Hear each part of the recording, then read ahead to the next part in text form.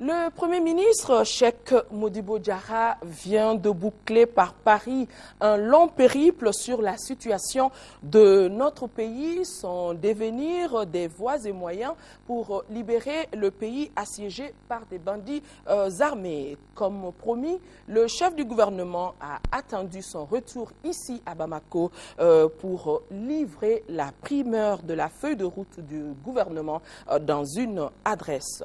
Toute votre attention pour suivre cette adresse du Premier ministre Cheikh Modibo Diarra sur la feuille de route de son gouvernement. Mes chers compatriotes, de retour d'un long périple qui m'a conduit au Niger, au Sénégal et en France, j'ai estimé devoir m'adresser à vous pour vous rendre compte et partager avec vous certaines réflexions. Il y a lieu de rappeler que ce déplacement est l'aboutissement d'une série de voyages que j'ai eu à effectuer au Burkina Faso, en Côte d'Ivoire, au Bénin, au Togo, en Algérie et en Mauritanie. Dans tous ces pays, il m'a été donné l'occasion d'échanger avec mes frères et amis de la situation du Mali, de son devenir, des voies et moyens pour libérer le pays du joug des irrédentistes, des terroristes et autres narcotrafiquants. Je voudrais ici adresser encore une fois mes vifs encouragements au colonel Gamou et à ces hommes qui, depuis Niamey, ont tenu à nous renouveler leur serment de toujours rester au service de la mère patrie, une et indivisible, et à nous réaffirmer leur détermination à consentir le sacrifice ultime pour l'intégrité territoriale du Mali. Mes chers compatriotes, ce compte rendu, j'ai tenu naturellement à en accorder la primeur au président par intérim, Dioncounda Traoré. Je suis heureux de vous annoncer que l'état de santé du président est, de l'avis même de ses médecins, satisfaisant. Je puis en témoigner pour l'avoir trouvé en excellente forme, avec un moral d'acier et une irrésistible envie de rentrer au pays. Sur ce point, tout est mis en œuvre pour créer les meilleures conditions de son retour et de sa protection en parfait accord avec lui-même pour que plus jamais nous ne revivions le cauchemar du 21 mai 2012. Mes chers compatriotes, avec le président Dioncounda Traoré, la mise en place du gouvernement d'union nationale a été abordée. Il est bon de rappeler que le gouvernement actuel a été composé dans un contexte particulièrement difficile. Lors de ma nomination, le climat politique n'était pas à la sérénité. L'approche des réalités était viciée par une vision manichéenne qui faisait que les acteurs politiques se regardaient en chien de faïence. Nous avons donc été amenés à faire le choix d'une équipe gouvernementale qui, tout en reflétant l'unité et la diversité de la nation, se voulait en dehors des contingences partisanes. C'était, de notre point de vue, la meilleure façon de traverser la zone de turbulence. Et ça l'est encore aujourd'hui. Dans cet environnement particulier, le gouvernement qui bouclera ces 3 mois, le 24 juillet prochain, a assuré avec beaucoup de réussite les tâches ingrates mais exaltantes de l'État. Il s'est attaché à l'adoption des mesures visant à apaiser les tensions sociales à travers divers projets de loi soumis à l'Assemblée nationale. Dans le cadre du dialogue socio-politique, il a initié des rencontres avec les partis politiques et les organisations de la classe de la société civile pour évoquer les moyens de relever les défis de la transition et leur faire part de notre intention de mettre sur pied un organe consultatif destiné à servir de cadre de dialogue. Cet organe qui regrouperait des représentants des partis politiques, de la société civile, des dignitaires religieux, des opérateurs économiques, des représentants des forces armées et de sécurité, serait le lieu d'échange régulier avec le gouvernement sur la marche de la transition, notamment la restauration de l'intégrité territoriale et l'organisation d'élections libres, transparentes et crédibles. Le dialogue avec la classe politique est bien enclenché et dans les jours à venir, les forces vives seront conviées à un forum d'échange sur les grandes préoccupations de la nation. Chers compatriotes, au titre des préparatifs de la campagne agricole 2012-2013, le gouvernement a accordé une subvention sur les semences et les intrants afin de sauver la campagne en cours et éviter une nouvelle crise alimentaire l'an prochain.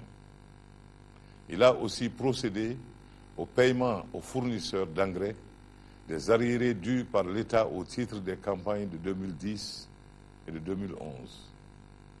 S'agissant de l'action humanitaire, le gouvernement a procédé à l'acheminement et à la distribution de vivres, de médicaments, de moustiquaires imprégnés à nos compatriotes déplacés, aux populations restées au nord et à celles des communes déficitaires dans le sud du pays. En ce qui concerne le front social, malgré le contexte économique précaire, le gouvernement paye régulièrement et à temps les salaires des travailleurs. Les services de santé et les hôpitaux fonctionnent normalement, les fournitures d'eau et d'électricité sont assurées correctement. Les cours et les examens de tous les ordres d'enseignement se sont tenus dans les délais.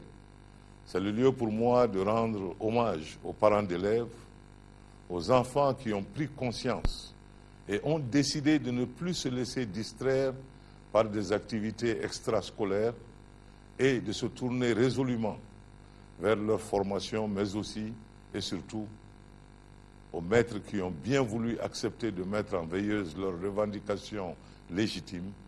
Je voudrais ici donner l'assurance que leurs préoccupations seront examinées avec bienveillance dans la mesure du possible et du droit.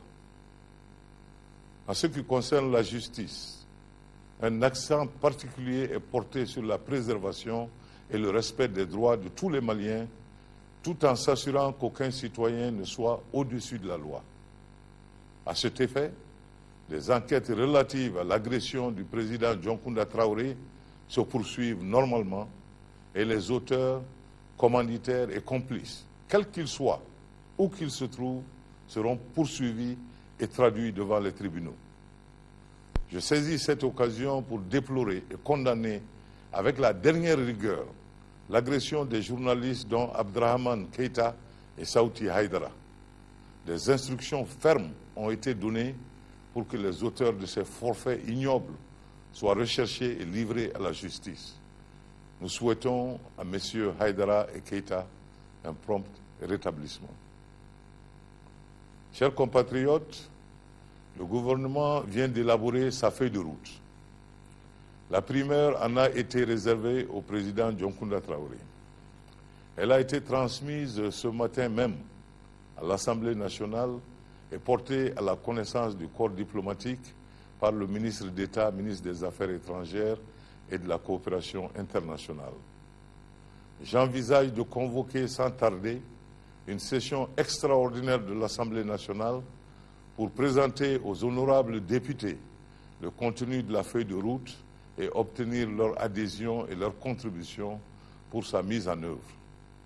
Cette session aura aussi à examiner la prorogation du mandat du Haut Conseil des collectivités conformément à l'arrêt de la Cour constitutionnelle dont l'avis avait été requis.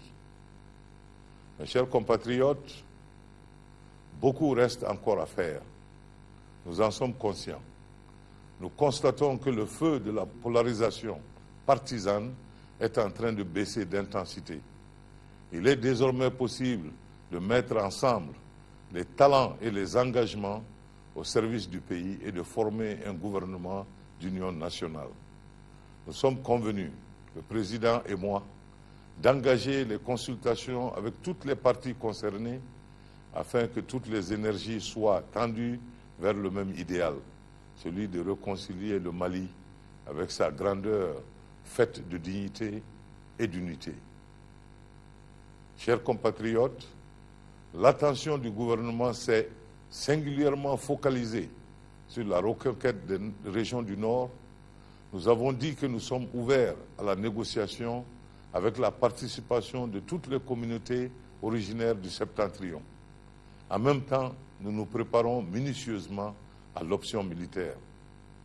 La réorganisation de la chaîne de commandement, l'équipement et la formation des hommes, ainsi que la prise de mesures pour la motivation des troupes sont en cours. Partout, lors de mes déplacements, j'ai tenu le même langage. Le Mali souhaite l'assistance multiforme pour libérer le Septentrion. Le Mali veut l'appui des pays amis pour aider à la restructuration de son armée, pour que cette armée soit mieux outillée dans l'accomplissement de ses tâches régaliennes. Partout, la réponse a été la même. Les pays apporteront leur soutien au Mali en fonction de leurs moyens ou conformément à leur législation nationale. Je voudrais, en votre nom et en celui du président par intérim, leur exprimer la gratitude du peuple malien. La communauté économique des États de l'Afrique de l'Ouest a donné le ton avec l'envoi d'une mission d'experts militaires à Bamako. Nous attendons impatiemment leurs propositions pour nous permettre de faire une requête en vue de poursuivre la mobilisation de nos autres partenaires d'Afrique et du reste du monde. Je voudrais réaffirmer ici haut et fort que nous n'abandonnerons jamais nos compatriotes du Nord. Et ce qui arrive dans les zones où ils vivent est une affaire nationale, ouest-africaine, africaine et même mondiale. Nous le savons et le reste du monde le sait. Nous n'avons d'autre option que de nous unir. Chaque génération a un devoir que lui impose l'histoire. Le nôtre est de reconstruire le Mali que nous ont légué nos devanciers pour que nous passions le flambeau à nos successeurs avec des frontières intactes. Notre devoir est un défi et son exécution un sacerdoce. Nous avons des valeurs de civilisation qui nous permettent de nous hisser à la hauteur du destin. Il nous faut revenir à l'unité avec la passion qui nous unit et que nous avons en partage, à savoir notre amour pour un Mali un, indivisible, prospère et fort. Je vous remercie.